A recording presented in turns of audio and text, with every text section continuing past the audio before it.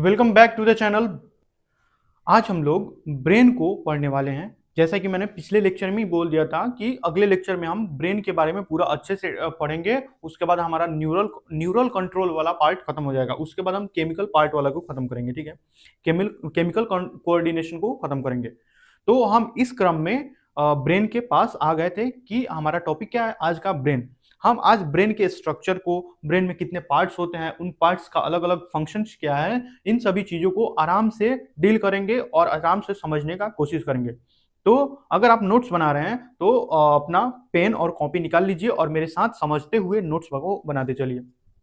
ठीक है, तो आज हमारा टॉपिक क्या है? Human brain. और आज का जो टॉपिक है वो बहुत ही ज्यादा कॉन्सेप्चुअल हो सकता है, आपको थोड़ी सी कठिनाई महसूस हो समझने में, फिर भी मैं एकदम अच्छे तरीके से समझाने की कोशिश करूंगा। ठीक है, तो आज हमारा टॉपिक है human brain. Human brain, human brain.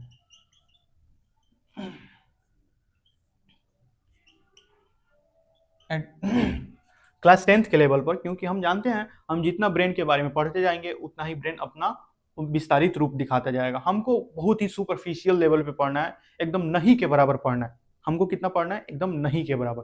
क्योंकि ब्रेन के बारे में आप पढ़िएगा तो पढ़ते पढ़ते आप क्या बोलते हैं उसको, आप समझ नहीं पाइएगा कि ब्रेन में कितनी सारी चीजें एक साथ छुपी हुई है। जैसे जैसे आप अलग अलग स्टैंडर्ड पे जाइएगा तो उसके बाद ब्रेन पे एक एक नर्वस सिस्टम पे बहुत ज़्यादा मोटी मोटी किताबें होती हैं। लेकिन हमको क्लास 10th के लेवल पर हम थोड़ा सा हल्का सा क्लास 10th के लेवल से हल्का सा ऊपर जाएंगे ताकि हम चीज़ों को समझ सकें। इसलिए नहीं ताकि हम भारी कर सके, समझ सकें। क्योंकि अगर हम क्लास 10th के लेवल पर ही रह के उसको समझने का कोशिश करेंगे तो हमें थोड़ी सी कठिनाई महसूस हो सकती है। इसलिए थोड़ा सा ऊपर जाएंगे ताकि हम क्लास 10th के लेवल को समझ सकें। ठीक है, तो ह्यूमन ब्रेन को हम आज पढ़ने वाले हैं। ह्यूमन ब्रेन, हमारे बॉडी में कुछ ऐसे ऑर्गन्स हैं जो एकदम हमारे बॉडी के लिए बहुत ही ज्यादा आवश्यक है। हालांकि सभी आवश्यक हैं, जैसे हमारी उंगलियां भी आवश्यक है। लेकिन हमारे बॉडी में कुछ ऐसे ऑर्गन्स हैं, अगर वो किसी भी प्रकार से उनको चोट लग जाए या वो काम करना बंद कर दे तो इंसान डेड हो जाएगा, मर जाएगा। अगर मैं हमारी उंगलियां काट दी जाए तो हम डेड नहीं हो जाएंगे। लेकिन हमारे ब्रेन को किसी भी प्रकार से इंजरी हुई तो ब्रेन हमारा बहुत ही ज्यादा वाइटल ऑर्गन है। क्या है? वाइटल ऑर्गन है। अगर ब्रेन में किसी भी प्रकार से कोई इंजरी हुई तो हम उसी समय क्या हो सकता है? कोमा में जा सकते हैं, मर सकते हैं। बहुत ही ज्यादा वाइटल ऑर्गन है। हम अपने उंगलियों के बिना भी जीवित रह सकते हैं, लेकिन अगर ब्रेन हटा दिया जाए तो हम जीवित नहीं रह सकते हैं। उसी प्रकार से कुछ ऑर्गन्स है, जैसे लीवर है, किडनी है और लंग्स है, हार्ट है, ब्रेन है। तो ये ऐसे ऑर्गन्स है जो बहुत ही ज्यादा वाइटल है। अब क्योंकि ये वाइटल है इसलिए इनको बचाने के लिए हमको इनको प्रोटेक्शन देना पड़ता है, इनको सुरक्षित रखना पड़ता है। तो ब्रेन को सुरक्षा देने के लिए हमारे हमारे पास क्या है? स्कल यानी कि खोपड़ी। ये जो बोनी स्ट्रक्चर है, हड्डी की बनी हुई जो संरचना दिख रहे हैं, ये है बोनी स्ट्रक्चर, जिसको बोलते हैं स्कल। इसी के भीतर अपना ब्रेन मौजूद होता है। तो सबसे पहले अपने ब्रेन को क्लासिफाई कर लेते हैं कि ब्रेन कितने पार्ट्स में डिवाइडेड होता है। ठीक है, हमारा जो ब्रेन है वो मेनली 3 पार्ट्स में डिवाइडेड होता है। फोरब्रेन,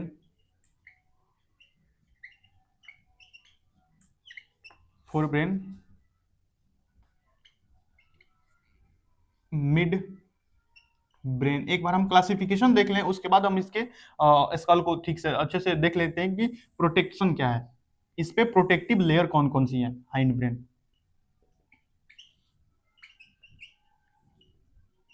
ठीक है। फोरब्रेन के पास और भी बहुत सारी चीजें होती हैं। जैसे फोरब्रेन के पास होता है, क्या होता है? फोरब्रेन के पास होता है सेरिब्रम। सेरिब्रम के साथ साथ इनके पास होता है डायनसेफ्लॉन। डायनसेफ्लॉन में कौन कौन सी चीजें आती हैं मैं यहाँ पे लिख देता हूँ। डायनसेफ्लॉन के बारे में आपको नहीं जानना है। डायनसेफ्लॉन में कौन कौन सी चीजें आती हैं वो लिख देता हूँ। थैलेमस, थैलेमस के ऊपर एपीथैलेमस। एपी मतलब अपॉन, और थैलेमस यानी कि थैलेमस के ऊपर, एपीथैलेमस। और हाइपोथैलेमस यानी कि थैलेमस के नीचे। हाइपो यानी कि नीचे, हाइपोथैलेमस।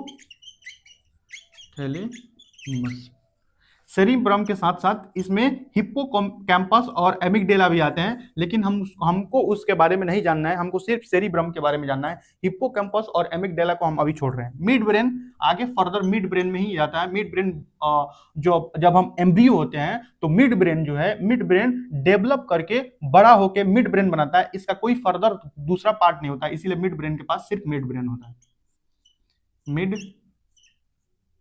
ब्रेन। यानी कि ये फर्दर किसी और पार्ट्स में डिवाइडेड नहीं होता है, लेकिन जो फोर ब्रेन है ये आगे चलकर इतने पार्ट्स में डिवाइडेड होता है।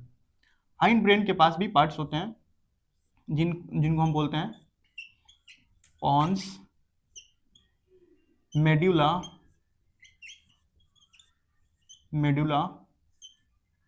और सेरिबेलम। यानी कि ये पार्ट्स हैं। फोर ब्रेन यानी कि अग्र मस्तिष्क, मध्य मस्तिष्क और पश्चिम मस्तिष्क। यानी कि हमारे मस्तिष्क में ये तीन पार्ट्स हैं, fore brain, mid brain, hind brain. Fore brain आगे वाला ब्रेन होता है, मिड ब्रेन ब्रेन के बीच वाला पार्ट होता है, और हाइंड ब्रेन यानी कि नीचे वाला पार्ट या पीछे वाला पार्ट, पीछे और नीचे दोनों पार्ट होता है। ठीक है, तो ये अलग अलग पार्ट्स हैं। हम एक एक के बारे में उनका पूरा डिटेल स्ट्रक्चर और स्ट्रक्चर के साथ साथ उनका फंक्शन समझेंगे, और इस लेक्चर को कंटिन्यू करेंगे और अंतिम तक हम इस लेक्चर को खत्म करेंगे, ताकि हम ब्रेन को अच्छे से समझ पाए। ठीक है, तो आप इसको नोट डाउन कर लीजिए, और नोट डाउन करने के बाद हम इसके आगे चलते हैं। ठीक है, फोर ब्रेन, पहले हम फोर ब्रेन को कवर करेंगे, mid brain and hind brain, sequence, एकदम सीक्वेंस वाइज। यहाँ पे ए, बी एंड सी लिख सकते हैं। मिटा दूं?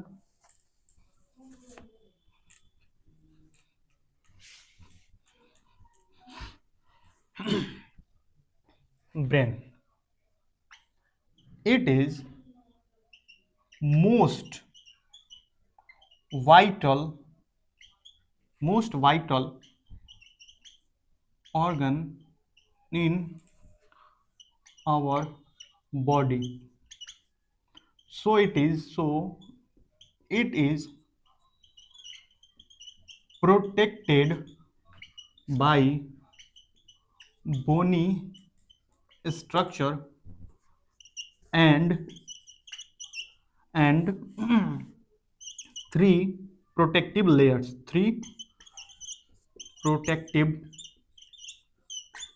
layers.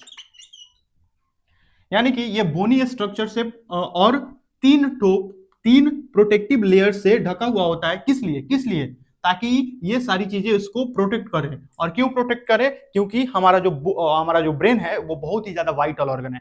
आप मेरा हाथ देख रहे हैं, हाथ के ऊपर क्या नहीं है? हाथ के ऊपर बोन नहीं है, हाथ के भीतर बोन है, लेकिन हाथ के ऊपर बोन नहीं है।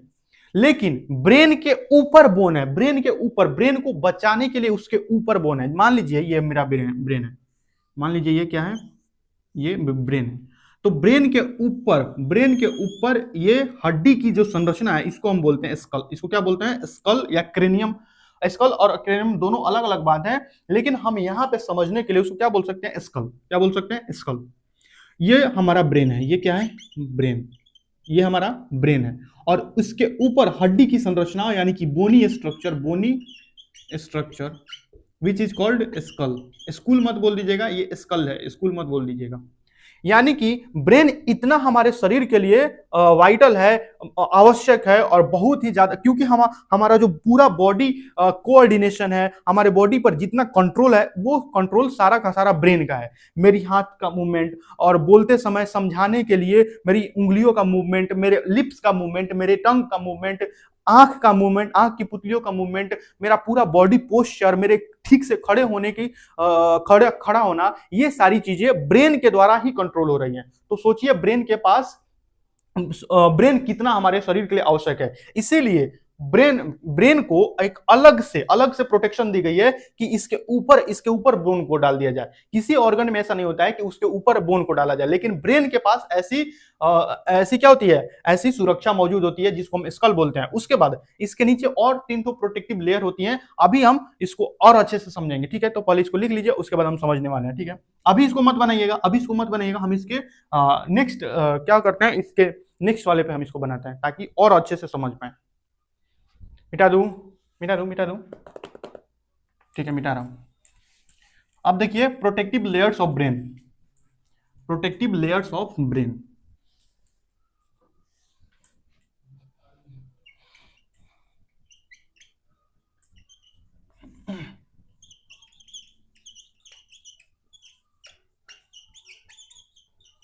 प्रोटेक्टिव लेयर्स ऑफ ब्रेन,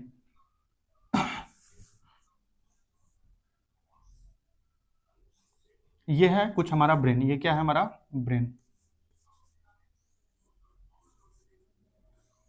ये है हमारा ब्रेन, ठीक है।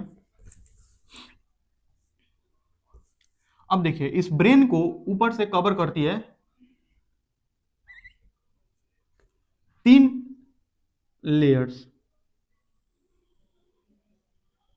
पहली लेयर आप अलग अलग कलर से ड्रॉ करेंगे ताकि आप समझ पाए, ठीक है। ये रही पहली लेयर। उसके बाद मैं दूसरे कलर से तो नहीं कर सकता हूं क्योंकि अभी मेरे पास दूसरा कलर नहीं है, लेकिन मैं इसको क्रॉस से दिखा रहा हूं ताकि आप समझ पाए ये दूसरी लेयर है, सेकेंड लेयर है।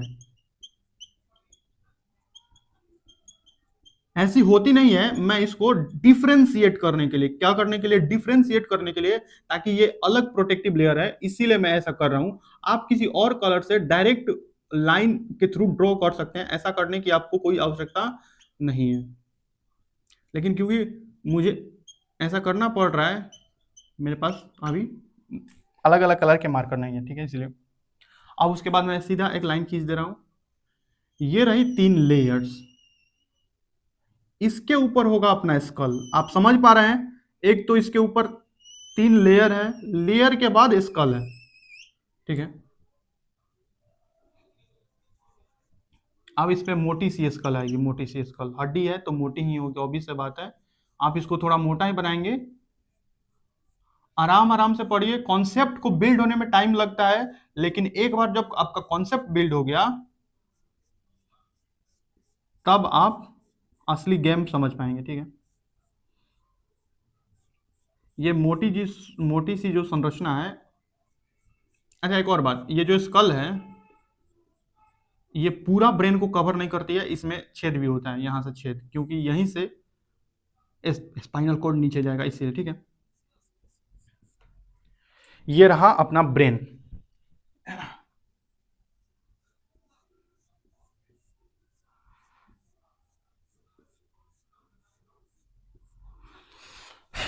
ये है ब्रेन। ब्रेन के ऊपर 3 प्रोटेक्टिव लेयर है। मैं जहां जहां एरो दे रहा हूं, आप ठीक वहीं एरो दीजिएगा। ये है अपना आउटर मोस्ट स्कल। ये क्या है, स्कल, ठीक है। स्कल के नीचे होता है, स्कल के नीचे ये 3 लेयर्स हैं। ये क्या है, 3 लेयर्स, डी ए और inner most layer P, D A P. आपने तो डी से होगा ड्यूरामेटर,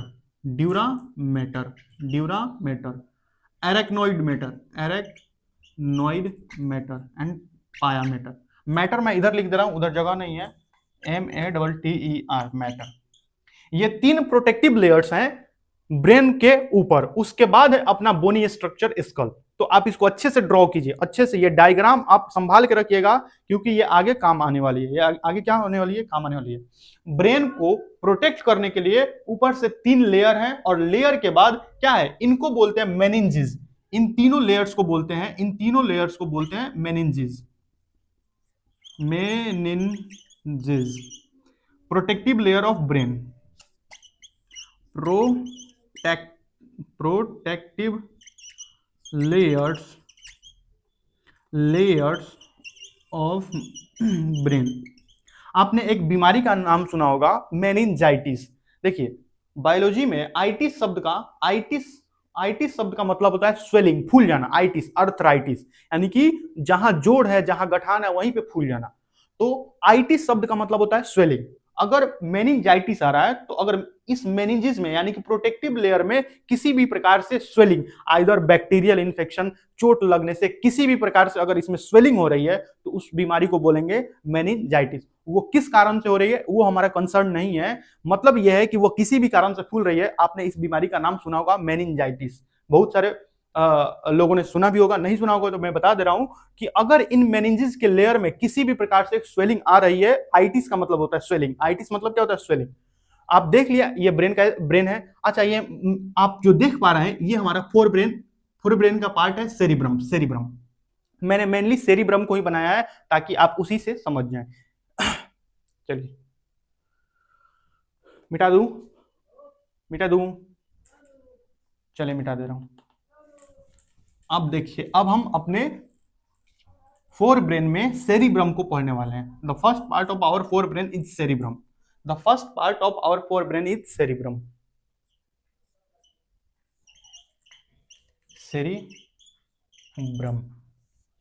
सेरिब्रम क्या है? Largest part of our brain, ये हमारे ब्रेन का सबसे लार्जेस्ट पार्ट होता है, ठीक है। टू हेमिस्फीयर्स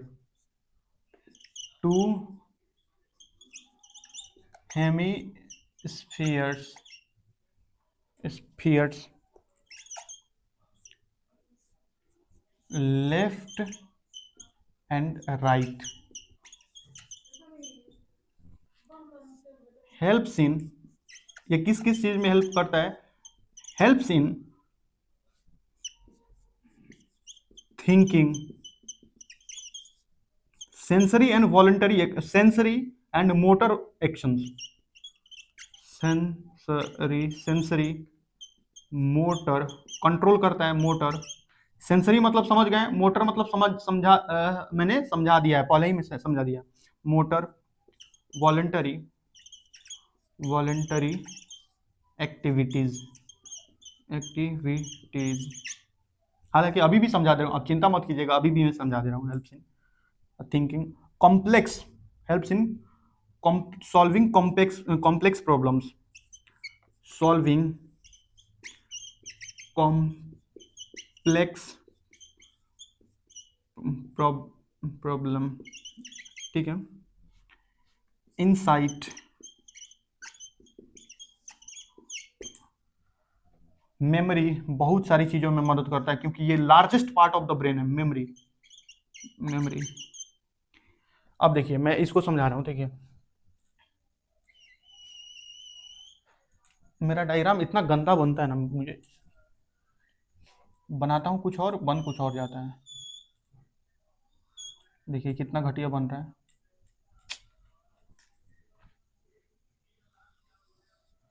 चलिए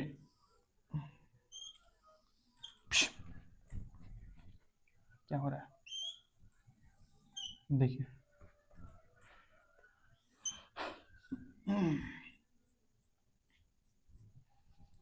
तो सेरिब्रम क्या होता है? सेरिब्रम हमारा ब्रेन का सबसे बड़ा वाला पार्ट होता है, ठीक है। सेरिब्रम अग्र मस्तिष्क का पार्ट है, ठीक है। ये दो पार्ट्स में, ये बीच से यहां से दो पार्ट्स में डिवाइडेड होता है। राइट वाला पार्ट कहलाता है राइट सेरिब्रल हेमिस्फीयर, राइट वाला पार्ट राइट सेरिब्रल हेमिस्फीयर, और लेफ्ट वाला part left cerebral hemisphere, right वाला पार्ट राइट सेरिब्रल हेमिस्फीयर अर्धगोला, आधा गोला, ठीक है। तो यह क्या है? यह है लेफ्ट सेरिब्रल हेमिस्फीयर,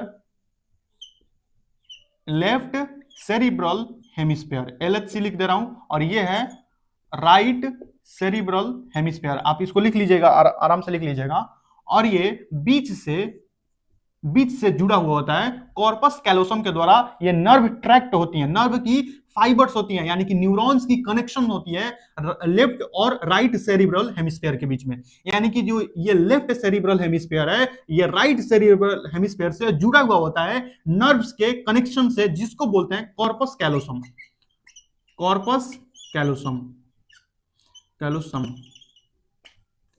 आप समझ गए? ये क्या है? नर्व फाइबर्स, नर्व यानी कि न्यूरॉन, नर्व फाइबर्स,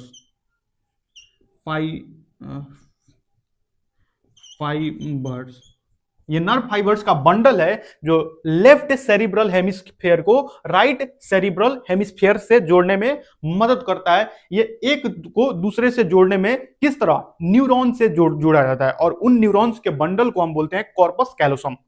अच्छा, ये जो भी पार्ट है, ये जो जो जो भी सेरिब्रम है, हमारा सेरिब्रम किस चीज में मदद करता है, थिंकिंग में, इनसाइट में, दूर तक सोचने में, सेंसरी, हमारे बॉडी में जो भी हमारा बॉडी का जो भी सेंसरी ऑर्गन है वो सिग्नल रिसीव करता है और किसके पास भेजता है, सेरिब्रम के पास भेजता है, और सेरिब्रम वहां से डिसीजन लेता है कि हम इस पर्टिकुलर सेंसरी इंफॉर्मेशन के बाद हम क्या मोटर एक्शन ले सकते हैं। जैसे हाथ जल रहा है तो हटाना है, तो हाथ जलना एक सेंसरी इंफॉर्मेशन है और हटाना है एक मोटर एक्शन है। ये क्या है, मोटर एक्शन। और ये किसके द्वारा कंट्रोल किया जा रहा है, ये कंट्रोल किया जा रहा है हमारे सेरिब्रम के द्वारा। ये किसके द्वारा कंट्रोल किया जा रहा है, सेरिब्रम के द्वारा। ये कॉम्प्लेक्स प्रॉब्लम को सॉल्व करने में मदद करता है, यानी कि ये जो सेरिब्रम है हमारे complex mathematical problems, logical problems, हमारा जो पर्सनैलिटी है इसी के द्वारा डिसाइड किया जाता है। इसी के ऊपर ये किसी बच्चे में कितना विकसित है, ये किसी व्यक्ति में कितना विकसित है, ये जितना विकसित होगा व्यक्ति उतना ही क्या होगा, बुद्धिमान होगा। कैसा होगा, बुद्धिमान। तो आप समझ गए होंगे ये मेमोरी, अपने पास मेमोरी जैसे क्या हुआ, हमारे पास बहुत सारी मेमोरीज हैं। ये क्या है, आप इसको बोल सकते हैं ये क्या है, क्या ये मार्कर है। लेकिन अगर मैं आंख मूंद कर भी मार्कर को उठाऊं तो मुझे महसूस होगा, मुझे याद आ जाएगी कि ये मार्कर है, जबकि मैं आंख बंद करने के बाद देख भी नहीं रहा हूं ये मार्कर है। इसको महसूस कर लिया है, पहले से ही इसको महसूस कर लिया है, तो एक प्रकार से टच करके मैंने इसको पकड़ के फील कर लिया है और मेरे दिमाग ने इंफॉर्मेशन को स्टोर कर लिया है कि अगर मैं इस पर्टिकुलर तरह के वस्तु को उठा रहा हूं तो अगर मैं नहीं भी देखूं तो मेरा मेमोरी उसको बोलेगा कि ये मार्कर है या मार्कर जैसा कुछ है। तो इन सभी चीजों में ये मदद करता है क्या, सेरिब्रम। इन सभी चीजों में कौन मदद करता है, सेरिब्रम। ये कॉम्प्लेक्स प्रॉब्लम, अच्छा सेंसरी और मोटर चीज आप समझ गए। वॉलंटरी एक्शन यानी कि हम अपने इच्छा से जो भी काम करते हैं ये सारी चीजें इनसे कंट्रोल हो रही हैं। इनवॉलंटरी चीजें मेडुला ऑबंगलेटा से क्या होगी, उससे कंट्रोल होगी। लेकिन जो भी वॉलंटरी एक्शन है, बोलना, चलना, दौड़ना, भागना, देखना, आंख खोलना, बंद करना, ये सारी जो एक्शंस हैं ये वॉलंटरी एक्शंस है, यानी कि इच्छा के अनुसार जो क्रियाएं होती हैं जो हमारे इच्छा के अधीन है उनको वॉलंटरी एक्शन बोलते हैं। ये डिटेल में बता चुका हूं, फिर भी थोड़ा थोड़ा बता दे रहा हूं ताकि आप क्या कर सके, कनेक्ट कर सके। तो इन सभी चीजों में सेरिब्रम हेल्प करता है। अब हम सेकेंड पार्ट में चलेंगे जिसको हम क्या बोलते हैं, थैलेमस, और थैलेमस के बाद एपिथैलेमस। इन सभी चीजों को हम समझने वाले हैं। मुझे नहीं लगता है कि आज ब्रेन कंप्लीट हो पाएगा क्योंकि थोड़ा सा समझने में तो टाइम लगता है ना। मिटा दूं तो आप समझ गए हैं कि हमारे पास कितने सेरिब्रल हेमिस्फीयर हैं। हमारे पास 2 सेरिब्रल हेमिस्फीयर हैं, left and right cerebral hemisphere. ये किन किन चीजों में मदद करता है, thinking, insight, sensory, motor, voluntary activities. आप इसको ध्यान रखिएगा, ये वॉलंटरी एक्टिविटीज को मदद करेगा।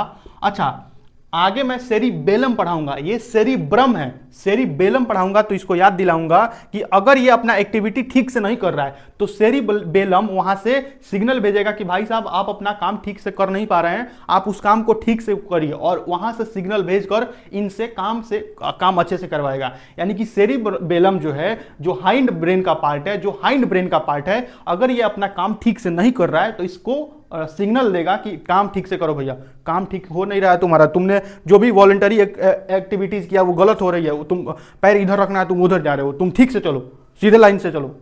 तो ये जो वॉलंटरी एक्शन करने में अगर ये गड़बड़ी कर रहा है तो पीछे बैठा हुआ क्या है, पीछे बैठा हुआ है सेरिबेलम। तो आप इस चीज को नोट कर लीजिएगा, इसको माइंड में रखिएगा कि सेरिबेलम पढ़ाऊंगा और वहां पे बोलूंगा कि ये वॉलंटरी एक्शन को ठीक नहीं कर रहा है, आ गया कौन आएगा, सेरिबेलम आएगा। ठीक है, मिटा दूं, ये सेरिब्रम है, ब्रम देखिए ब्रम, और वो सेरिबेलम लम आएगा, वो आएगा। ठीक है, मिटा दे रहा हूं।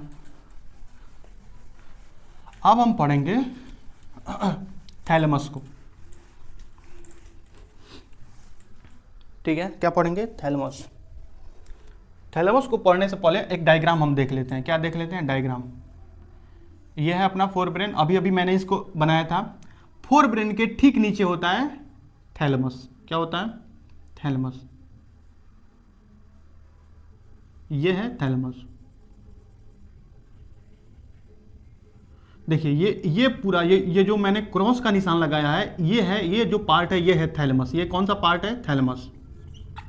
थैलेमस ये पार्ट है। ये जो दोनों पार्ट आपको दिख रहा है ये क्योंकि थैलेमस के ऊपर है। बायो में एपी शब्द का, एपी मतलब ऊपर, अपॉन, एपी मतलब अपॉन, ऊपर, जैसे एपिथीलियम, थीलियल के ऊपर, कनेक्टिव टिश्यू के ऊपर, एपिथीलियल। तो यहां पे एपी शब्द का मतलब क्या होता है? अपॉन। हाइपो मतलब नीचे, हाइपोग्लोसल। तो ये जो हाइपो शब्द है, हाइपो मतलब नीचे होता है, हाइपो मतलब क्या होता है? नीचे, और एपी मतलब होता है ऊपर। तो ये थैलेमस के ऊपर है, इसीलिए इसको बोलेंगे एपी थैलेमस। ये थैलेमस के नीचे है, इसीलिए इसको बोलेंगे हाइपोथैलेमस। हाइपोथैलेमस। आप ये समझ गए होंगे, याद करने में आसानी होगी क्योंकि आप समझ गए हैं। याद तो करना है लेकिन समझ के याद करना है। देखिए अब हम पढ़ रहे हैं थैलेमस। थैलेमस ये रिले स्टेशन है, रिले स्टेशन किसके किसके बीच में? ये मिड ब्रेन और किसके बीच में? मिड ब्रेन और फोर ब्रेन के बीच का रिले स्टेशन है। Relay station between mid brain and fore brain. Fore brain मत लिखिए, सेरिब्रम लिखिए, सेरिब्रम, क्योंकि फोर ब्रेन में तो ये भी आ जाएगा। Mid brain and cerebrum. Mid brain इसके नीचे होगी। मिड ब्रेन कहाँ होगी? नीचे, इसके नीचे मिड ब्रेन। ये है अपना, ये क्या है अपना? Thalamus, epithalamus, hypothalamus. ये जो सारा पार्ट दिख रहा है ये फोर ब्रेन है। इसके नीचे होगा क्या? Mid brain. इसके नीचे क्या होगा? Mid brain. इसके नीचे क्या होगा? Mid brain. तो ये जो है थैलेमस जो है, थैलेमस मिड यहाँ पे हो मैं मिटा के बना ही दे रहा हूं ताकि आपको कंफ्यूजन नहीं रहे। ये भाई साहब है थैलेमस, हाइपोथैलेमस, हाइपोथैलेमस। इसके नीचे होता है मिड ब्रेन। इसके नीचे क्या होता है? Mid brain. ये है मिड ब्रेन, मिड ब्रेन। ये क्या है? Mid brain. तो मिड ब्रेन और इन सेरिब्रम और मिड ब्रेन, सेरिब्रम और मिड ब्रेन, इन दोनों को ये दोनों किस चीज से कनेक्टेड है? ये कनेक्टेड है थैलेमस से। यानी कि अगर मिड ब्रेन के पास कोई ऐसा इंफॉर्मेशन, सेंसरी इंफॉर्मेशन आ रहा है, मिड ब्रेन के पास कोई सेंसरी इंफॉर्मेशन आ रहा है, तो वो सेंसरी इंफॉर्मेशन किसके थ्रू होकर पास करेगा? वो उसको थैलेमस से होकर जाना ही पड़ेगा। किसके पास जाएगा? सेरिब्रम के पास। क्योंकि हम जानते हैं जो भी सेंसरी इंफॉर्मेशन है वो किसके पास जाएंगी? अल्टीमेटली किसके पास जाएंगी? सेरिब्रम के द्वारा, क्योंकि सेंसरी इंफॉर्मेशन को यही लेता है। ठीक है, ले लिया। अब उस सेंसरी इंफॉर्मेशन के बाद जब उस सेंसरी इंफॉर्मेशन को इंटरप्रेट करने के बाद, समझने के बाद, सोचने के बाद, उस पर विचार करने के बाद, इन सभी चीजों को करने के बाद जब वहां से मोटर क्या भेजी जाएंगी? मोटर सिग्नल भेजी जाएंगी। तो जो सेरिब्रम है, सेरिब्रम जब मोटर सिग्नल भेजेगा तो ये मोटर सिग्नल किसके थ्रू होकर जा रही है? किसके थ्रू होकर जा रही है? थैलेमस के थ्रू होकर जा रही है। इसीलिए इसको क्या बोलते हैं? इसको बोलते हैं रिले स्टेशन, यानी कि ये इन दोनों के बीच में आ रहा है, इसीलिए इसको क्या बोलते हैं? Relay station. अच्छा, थैलेमस, ये जो थैलेमस है ये इन दोनों के बीच के क्या कर रही है? रिले स्टेशन के रूप में काम कर रही है। अब हम देख लेते हैं एपिथैलेमस के बारे में। एपिथैलेमस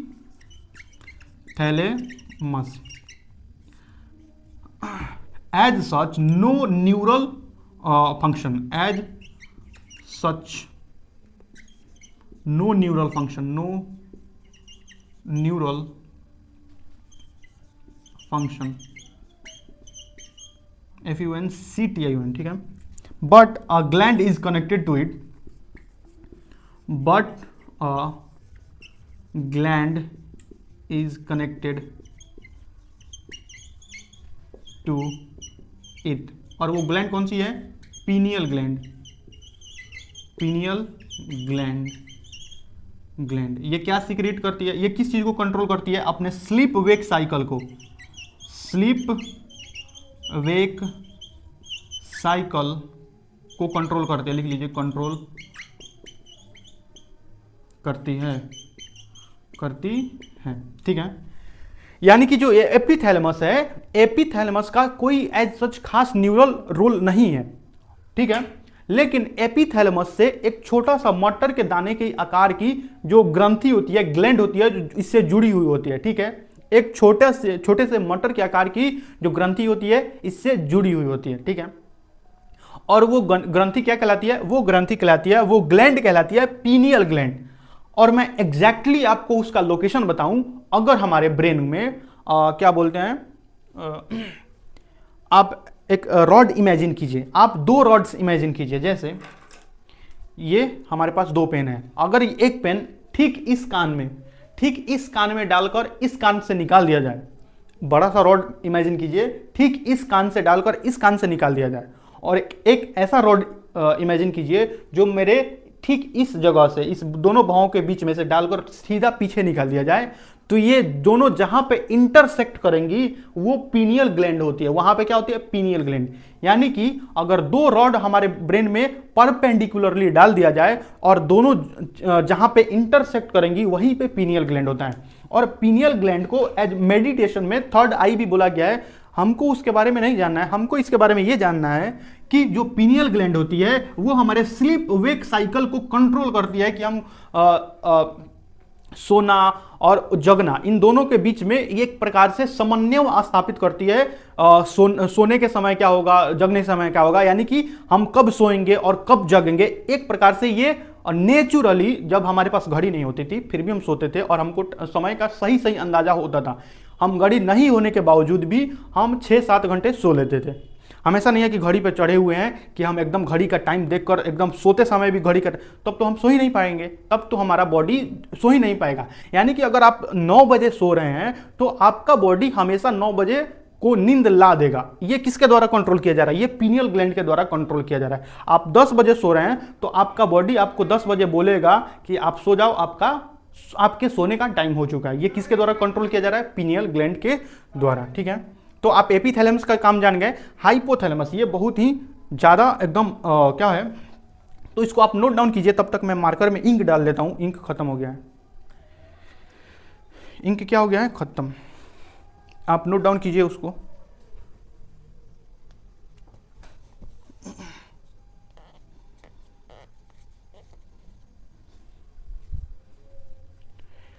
ऑलमोस्ट 33 मिनट हो गए और हम ब्रेन का फर्स्ट पार्ट भी कवर नहीं कर पाए, जो कि हमारा फोर ब्रेन।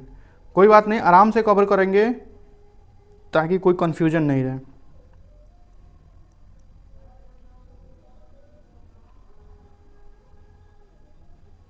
इंक डाल रहा हूं, यहीं पे हूं आप।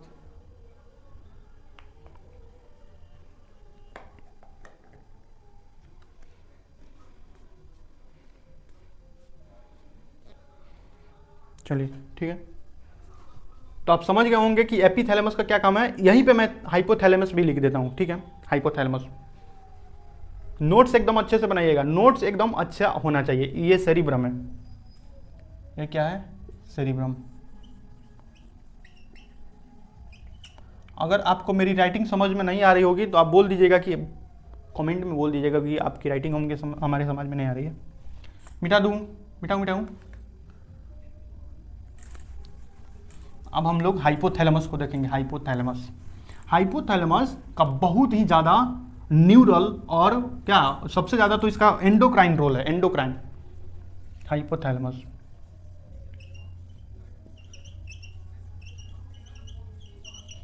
हाइपोथैलेमस ठीक से लिखता हूं ताकि आपको लिखने में भी आसानी होगी। It has neural and endocrine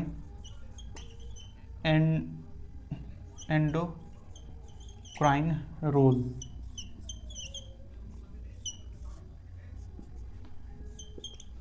neural role में ये हंगर को कंट्रोल करता है।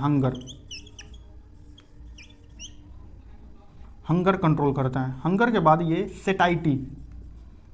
सेटाइटी या सेटिस्फैक्शन,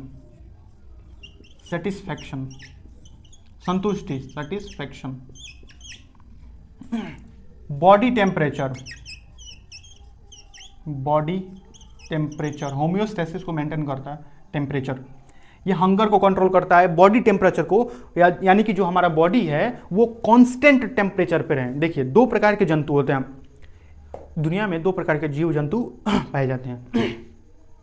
एक वैसे जीव जंतु जो अपने बॉडी टेम्परेचर को बाहर के इन्वायरमेंट के अनुसार चेंज कर लेते हैं, यानी कि अगर बाहर का इन्वायरमेंट 10 डिग्री सेल्सियस है तो वो अपने बॉडी टेम्परेचर को घटाकर 10 पर लाएंगे ताकि वो सर्वाइव कर पाए। क्या कर पाए? सर्वाइव कर पाए। लेकिन कुछ ऐसे जीव जंतु होते हैं जो अपने बॉडी टेम्परेचर को बाहर के अनुसार चेंज नहीं करते हैं, उनका बॉडी टेम्परेचर उतना ही बना रहता है, उनके बॉडी के अंदर का टेम्परेचर उतना ही रहता है, बाहर का टेम्परेचर कुछ भी होता है, कुछ भी हो जाए। उन्होंने अपने बॉडी को इस प्रकार से क्या किया है, एडेप्ट किया है ताकि उनका टेम्परेचर ऊपर नीचे नहीं हो, और ये उनके लिए जरूरी भी है। और इसके लिए उन्हें अलग से ऊर्जा एटीपी खर्चा करना पड़ता है। हमको ब्लड सर्कुलेट कराना है, ब्लड सर्कुलेट कराएंगे तो हमारा बॉडी टेम्परेचर मेंटेन रहेगा। हमारे बॉडी में बहुत सारी एटीपी, बीएमआर, यानी कि हमारी जो हमारे बॉडी में ग्लूकोज टूट रहा है, ग्लूकोज टूटने से हमारे बॉडी में एटीपी बन रहा है, उस एटीपी को हम लोग हीट के फॉर्म में भी यूज कर सकते हैं, बहुत सारे फॉर्म में यूज कर सकते हैं। यानी कि कुछ ऐसे एनिमल्स होते हैं जो अपने बॉडी टेम्परेचर को बाहर के इन्वायरमेंट के अनुसार चेंज कर सकते हैं, क्योंकि उनके पास बहुत ज़्यादा एटीपी नहीं है, इसलिए वे ऐसा करते हैं ताकि उनका बॉडी टेम्परेचर बाहर से मेंटेन रहे। लेकिन हम लोग ऐसा नहीं करते हैं, इंसान ऐसा नहीं करता है।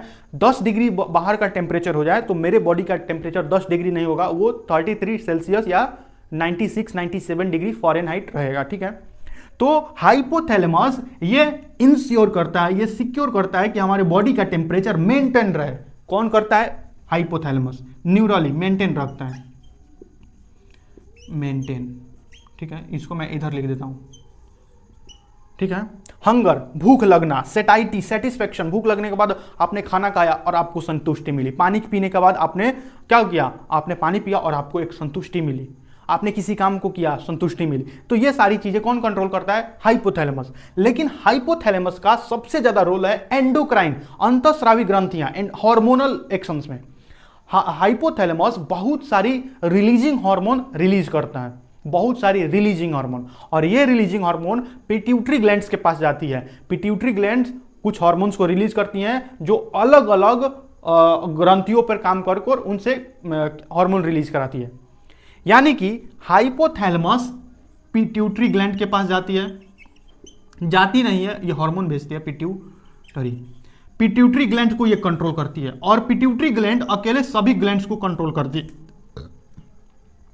क्या हो गया? थायराइड ग्लैंड, एड्रिनल ग्लैंड, उसके बाद क्या बोलते हैं इधर, टेस्टिस, उसके बाद ओवरी, बहुत सारी ग्लैंड्स। हमारे बॉडी में जितने भी ग्लैंड्स हैं वो अंडर कंट्रोल होते हैं पिट्यूटरी के। यानी कि पिट्यूटरी इनकी मास्टर है, इनकी क्या है? मास्टर। ये जैसा बोलेगी इनको वैसा ही करना पड़ेगा। यानी कि हमारे बॉडी में जितने भी ग्लैंड्स हैं वो पिट्यूटरी के अंडर आते हैं। ये मास्टर है, ये क्या है? मास्टर। इन सभी की क्या है? मालिक है। ये जैसा हार्मोन रिलीज करेगी, ये बोलेगी कि थायराइड ग्लैंड को बोलेगी कि तुम थायरोक्सिन रिलीज करो, तो इसको थायरोक्सिन रिलीज करना पड़ेगा। इसको क्या करना पड़ेगा? थायरोक्सिन रिलीज करना पड़ेगा। ये बोलेगी कि रोक दो, अब हो गया, काम हो गया तुम्हारा, रोक दो उसको, तो रोक देगा। लेकिन ये पिट्यूटरी ग्लैंड को कंट्रोल कौन करता है? हाइपोथैलेमस। इसीलिए इसको मास्टर ऑफ मास्टर ग्लैंड बोलते हैं। ये है मास्टर ग्लैंड। ये क्या है? समझिए, मास्टर ग्लैंड। लेकिन पिट्यूटरी को कंट्रोल करता है हाइपोथैलेमस, इसीलिए इसको मास्टर ऑफ मास्टर ग्लैंड, यानी कि इस ग्लैंड का भी master of master gland, master में मालिक होता है। इसको आप ड्रॉ कर चुके होंगे, master of master gland, master of master gland. और मास्टर ग्लैंड कौन है? ये पिट्यूटरी है, और इसका भी मास्टर है। ठीक है, तो आपने हाइपोथैलेमस का रोल पढ़ लिया।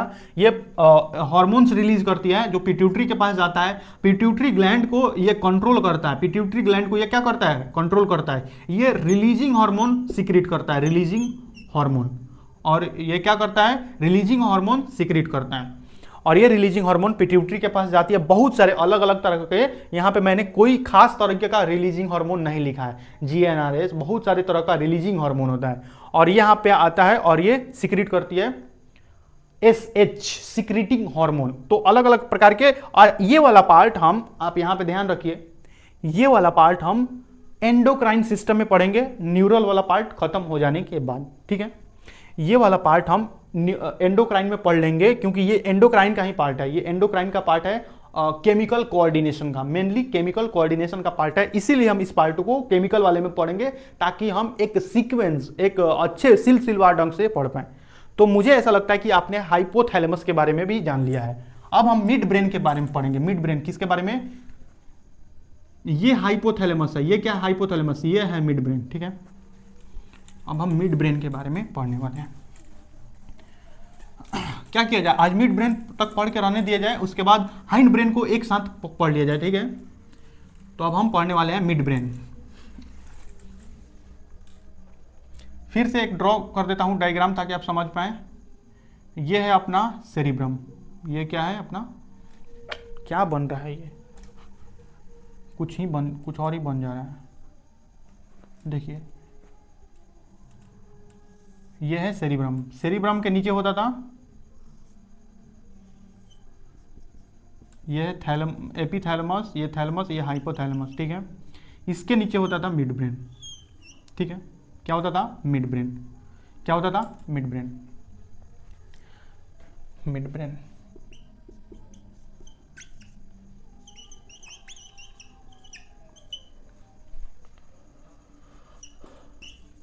Mid brain. मिड ब्रेन हमारे बॉडी ट्रंक को किसी भी ऑडियो या विजुअल रिफ्लेक्स के तरफ, किसी भी सेंसरी ऐसा इंफॉर्मेशन, ऑडियो को कुछ सुन रहे हैं और उस ऑडियो की तरफ हमारा वो ऑडियो हमारे कान में आया, ठीक है। तो उसकी तरफ हमारे बॉडी ट्रंक को मोड़कर उसकी तरफ एक क्या होना, उसकी तरफ मुड़ना, ये सारी चीजों को ये कंट्रोल करता है। कुछ देखा आपने, कुछ देखा और उस ऐसा दृश्य देखा जो आपके लिए क्या है, और उस दृश्य की तरफ आपका ध्यान आकर्षित हुआ और उसकी तरफ मुड़ना, यानी कि आपके बॉडी को, आपके हेड को, आपकी आईज को किसी ऑडियो की तरफ या किसी विजुअल की तरफ, किसी ऑडियो या विजुअल की तरफ टर्न करना, ये किसका काम है? ये मेनली किसका काम है? ये मिड ब्रेन का काम है। यानी कि ये ऑडियो विजुअल सेंसर इंफॉर्मेशन की तरफ हमारे बॉडी ट्रंक, यानी कि ट्रंक को, हमारे किसको? ट्रंक, यानी हमारी इस बॉडी को किसी भी ऑडियो की तरफ या विजुअल की तरफ, यानी कि किसी व्यू की तरफ मोड़ना, और हेड को मोड़ना, हेड को मोड़ना, आईज को उधर ले जाना, आईज को क्या ले जाना? उधर ले जाना। कौन करता है? ये कंट्रोल करता है मिड ब्रेन। ये कौन कंट्रोल करता है? Mid brain. ये कौन कंट्रोल करता है? Mid brain. यानी कि ये कंट्रोल करता है audio visual reflex, audio and visual reflex, ठीक है। Turning our body, head or eyes toward